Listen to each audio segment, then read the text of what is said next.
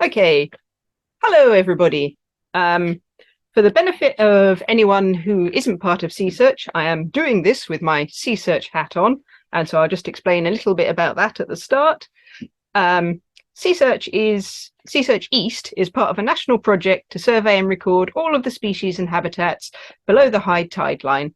Sea Search itself has been going since 1988, but we ourselves have only been involved since 2005. In that time, we've expanded from just 6 surveys a year to a high point of 254 in 2020, and also started to encourage snorkelers and rock poolers to join up with the scuba divers who are already taking part. Feel free to chat to me afterwards if you'd like to join in, if you're not already very jaded like some people here. So, on with the talk proper. I've decided to go with some uplifting facts about different seabed types, but all are suffering damage and diversity loss, and I'm happy to talk about that later if you can take it.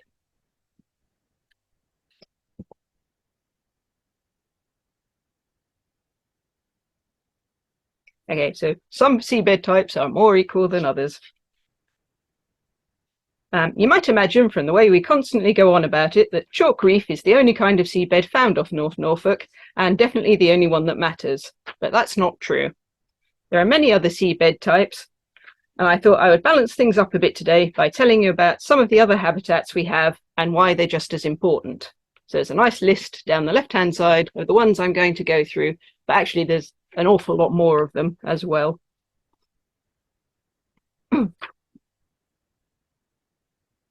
So this is a nice big map of the North Norfolk coast showing all the little bits we've managed to cover so far to find out the kind of seabed types there are. And it's accurate up to 2021, and we've actually done quite a bit more since then, mainly around Overstrand, Salthouse and Cley. If I zoom in a bit to just the very North Norfolk bit, you'll see that the shapes representing seabed types only cover areas we've actually seen. We don't try to guess what might lie between. Drift dives only cover very narrow strips until shore dives have filled the gaps in. And so you can see the nice big fat bits are where we've managed to go out to on shore dives. The thin strips, they're just drift dives, generally from a small boat. Here's a closer zoom again. This is Weybourne, and you can see the shapes representing seabed types of various kinds. So the little blue rectangle over towards the left, that's the wreck, and then the weird black shape coming off it, that's the boulder scour that trails out from the wreckage. The massive amount of green is just fine sand, and you can see it quickly goes to a triangular point because people swim out from various places and lose enthusiasm for it very, very quickly. And then over on the right, you've got the two areas of reasonable chalk reef in orange, and then a very flat piece of reef between them in pale grey.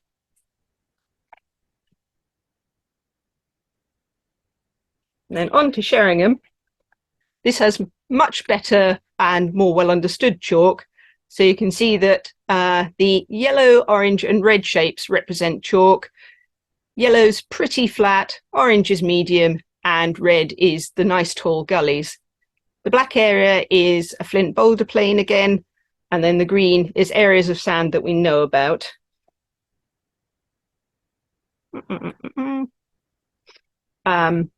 We haven't done a huge amount of the sand beyond the boulder plain because that's 900 meters from shore, and not many people want to dive out that far.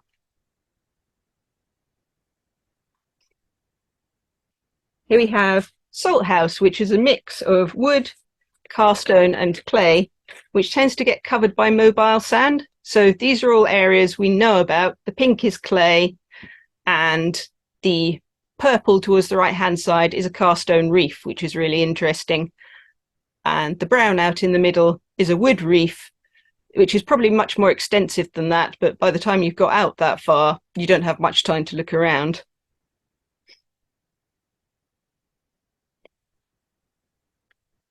So moving on to seabed types that we've seen. First one is clay, and this first example is from an Ice Age lake bed, which has been laid down over a long period of time during different conditions. And so it's been laid down as a pile of differently coloured stripes and then been pushed up and moved around by various forces and lived in by piddocks, and you get this weird moonscape of stripy clay full of weirdly shaped holes.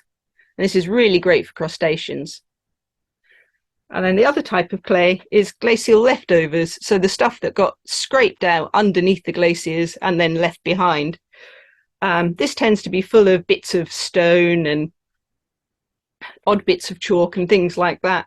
And off Norfolk, it tends to exist as almost a step in the seabed, running parallel to the shore, maybe 2 feet high, and is often has a big overhang on it, and then lots of small caves, which are usually filled with lobsters and edible crabs and sometimes a cod. This is very, very hard. It's not squishy like the normal clay that we see under the lake bed stuff. And here are some nice piddocks. And since Simon Taylor isn't here, I can be very, very expansive about my mollusks, and he can't tell me off. So these ones are Barnea candida, which are a recent invasive species, but very, very pretty. I think they come from America. And all you can see here are the few siphons sticking out of some very hard, flat clay.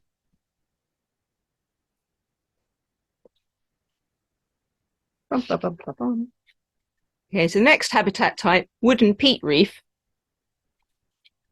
These tend to be isolated reefs. Mainly we've found them so far off Cly and Salthouse. And because they're out in the mobile sand, not many people go out that far.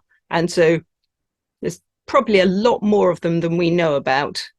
But they're really, really interesting. Here's a nice close-up. You can see it's almost like an oasis in the sand. Really dense life, lots of fan worms on the top, mix of sponges, hydroids and bryozoans on the sides, and again, big caves underneath, which tend to be full of lobsters. And then the top is often dusted either with fine sand or a thin layer of glacial clay, and that tends to have lots and lots of anemones stuck in it. Here's another view, lots more fan worms, and you can see there's a big crab hiding just under the surface, lots more bryozoans too. And this whole thing is 2 to 3 feet high. Mm.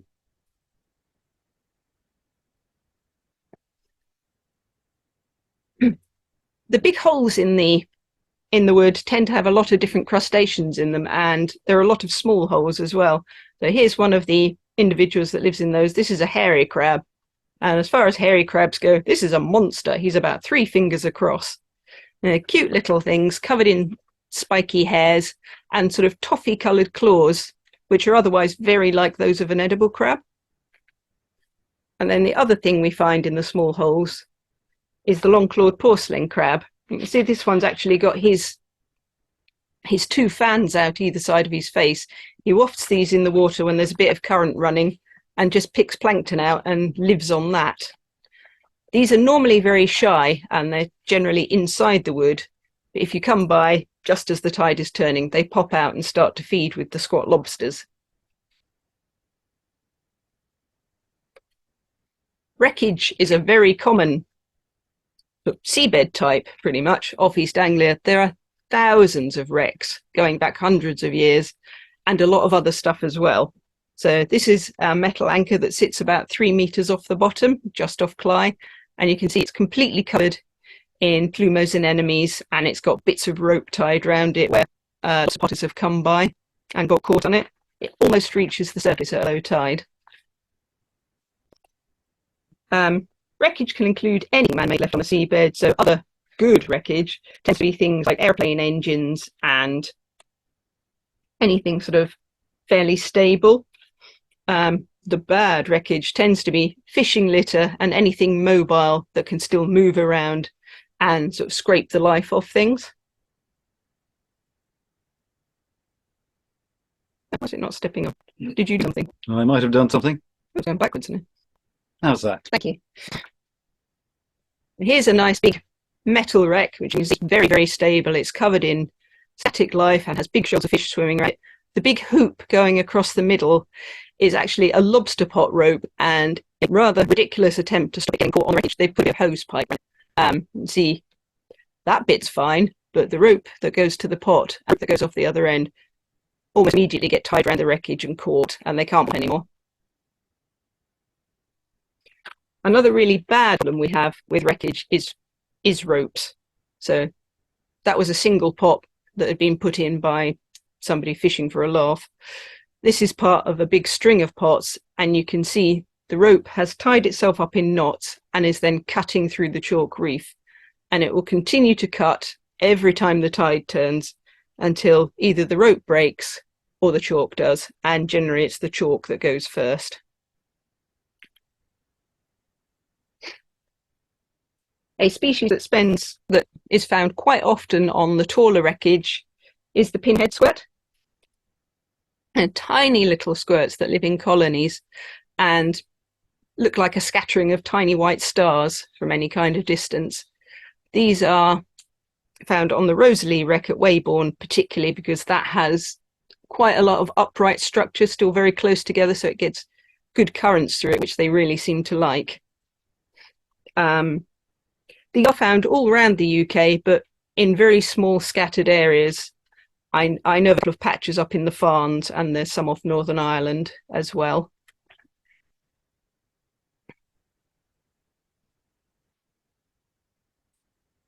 Flint boulders, as you can see here, tend to be a very tough environment.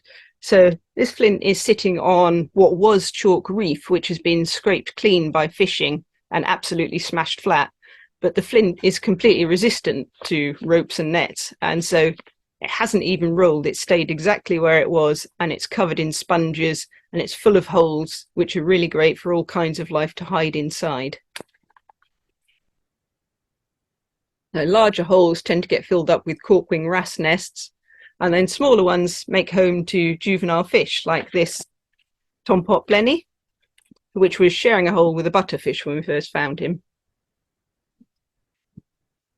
As you can see, the fish are very, very confident, so they're happy to come out and pose for the camera because they can just whip back in if anything worrying happens.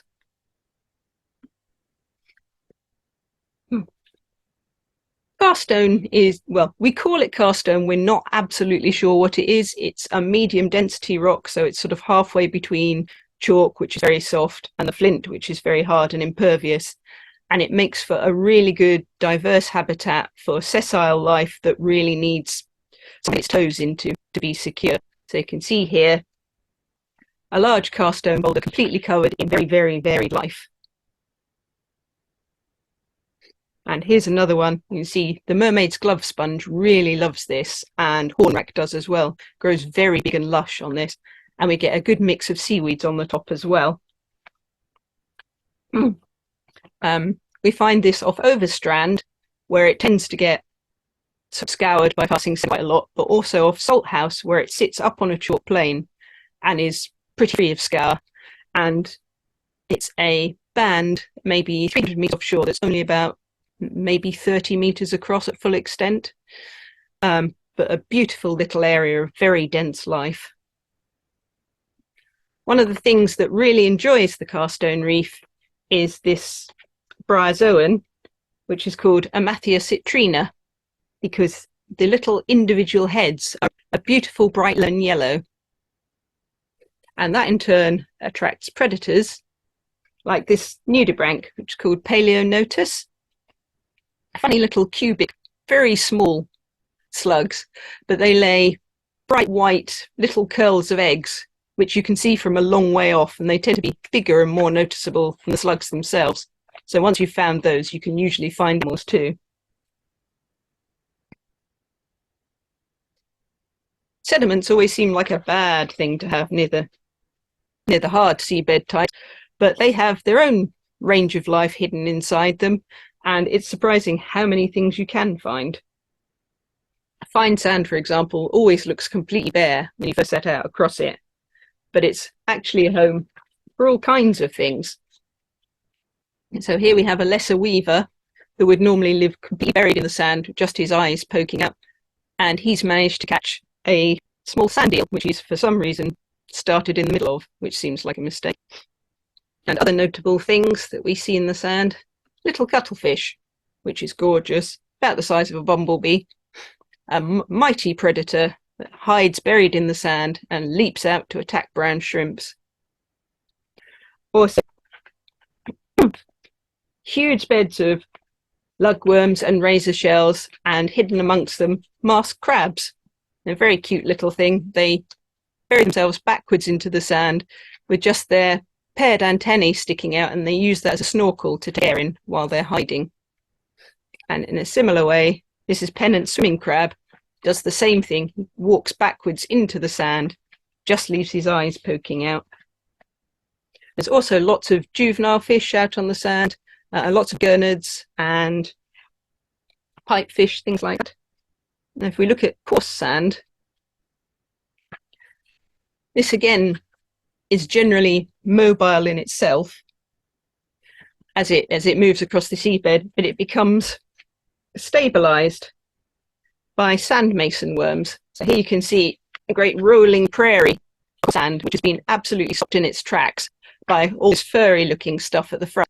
And that's sand mason worms, really densely packed.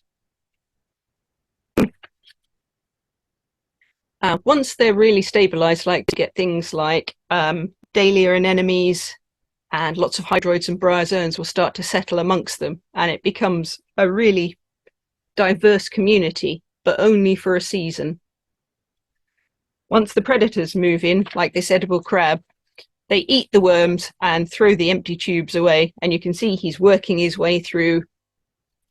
There's sort of remaining live tubes behind him, but he's completely destroyed the area he's in, and that would just become mobile again, and as soon as the storms come winter, it'll just blow away and the landscape will completely change.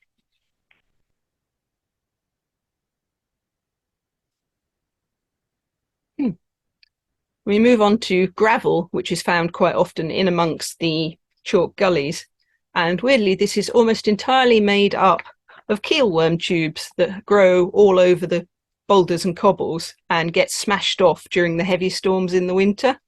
So it's about 70% keelworm tubes and about 30% other mollusks and things like that. We don't really have much in the way of stone gravel. It makes a good stable matrix for all kinds of things to move into. So this is a masked shrimp which lives amongst the gravel. It's on a small pebble that I've turned upside down so that you can see him nicely.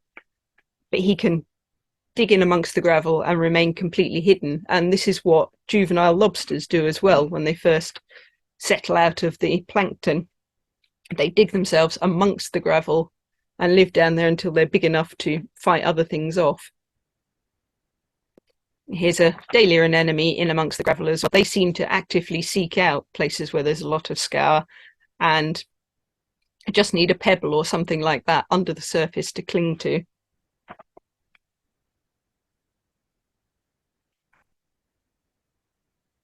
Here's the seabed type that everybody loves the best. The chalk reef makes gullies up to 3 meters high, and they can be full of caves, arches, overhangs, all kinds of really exciting things to get in amongst.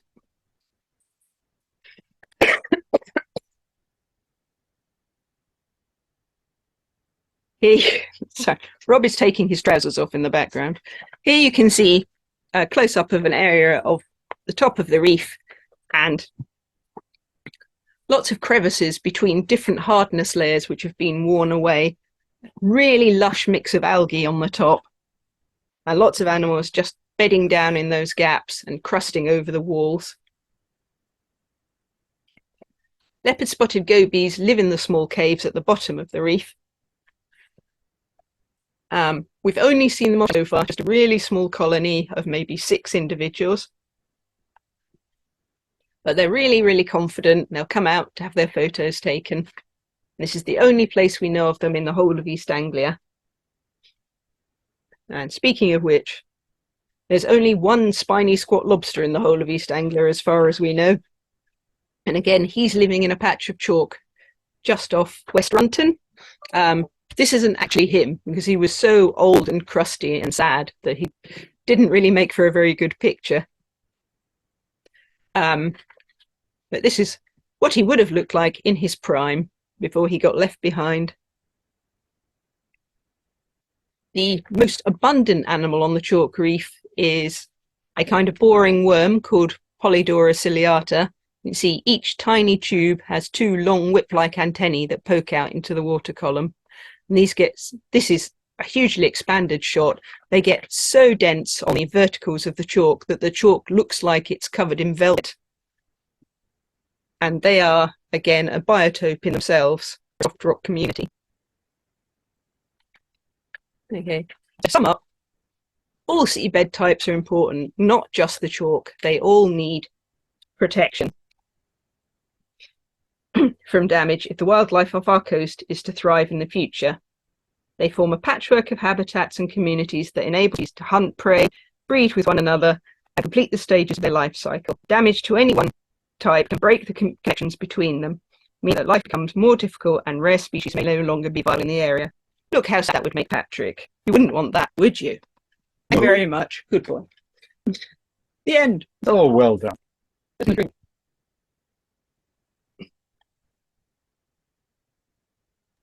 Oh, we needed that drink. Oh, it's starting to choke. Okay. It should be reasonably obvious. The one thing we're doing with these talks is taking the opportunity to re-record bits we did for the conference. So you're getting proper conference level entertainment here, not just the old rubbish we'd normally do in the evenings. It's dead good stuff. If people had burning questions, they could fire away, but we'll be hanging around after we do this series of 3, and that's probably a good time to catch us on all kinds of bases. Any burning questions? No, no. Oh God. All right. What do you want? Was that Hymidesmia, the little blue sponge patches that I saw in amongst some of your photos? Yes, it was. We don't get that off Norfolk, so that was a stunt lobster. I think I have seen it off Essex, though. Is it? No, I have had it once off Norfolk, one tiny patch of Hymidesmia. Right. Glauca? Or Bertus? No, it's not Perlevis. Hymidesmia. Or Pertus? Yes. Oh, I knew there was a P in it. There was P in it somewhere. Yeah, we more feature a purple sponge. Other people have blue. Yes, we have Hymidesmia spur, Norfolk. Yeah.